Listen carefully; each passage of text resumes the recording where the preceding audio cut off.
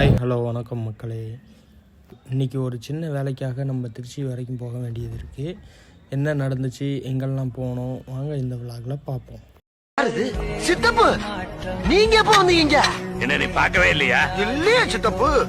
Bus stand வந்து வண்டியை parking போட்டு வேகமாக வந்து ஒரு 7 நிமிஷத்தில் நம்ம ஒரு ஏசி பஸ்ஸை விட்டுட்டு லோக்கல் பஸ்ஸில் ஏறி ஜன்னலோரமாக ஒரு சீட்டை பிடிச்சிட்டு ஜம்முன்னு உட்காந்தாச்சு. உட்காந்த உடனே பஸ்ஸையும் எடுத்துட்டாங்க. அப்படியே பஸ் ஸ்டாண்டு வெளியே வந்து அப்படியே கண்டக்டர்கிட்ட திருச்சிக்கு ஒரு டிக்கெட் கொடுங்கண்ணான்னு சொல்லி அவரையும் பக்கத்துலேயே உட்கார வச்சுட்டு ஜன்னலோரம் உட்காந்து காற்று வாங்கிட்டு போகலான்னு பார்த்தா பயங்கரமான வெயில்.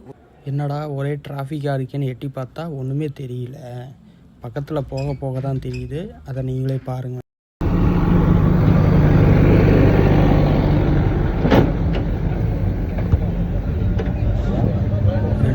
நேருக்கு நேர் மோதி பயங்கரமான ஆக்சிடெண்ட்டுங்க.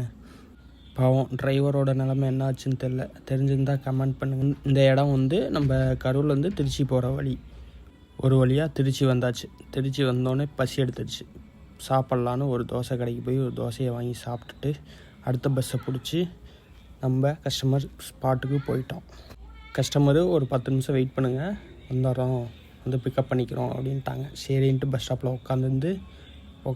அவங்களும் வந்துட்டாங்க. வந்துட்டு நம்ம ஸ்பாட்டுக்கு போய் வேலையெல்லாம் முடிச்சுட்டு ரிட்டன் கிளம்பியாச்சு. மணி வேறு 4 ஆயிடுச்சு. பசி வேறு எடுத்துச்சு. முனியாண்டி விலாசா பார்த்து போய் ஒரு பிடிச்சிட்டு 150 சாப்பாடு ஒரு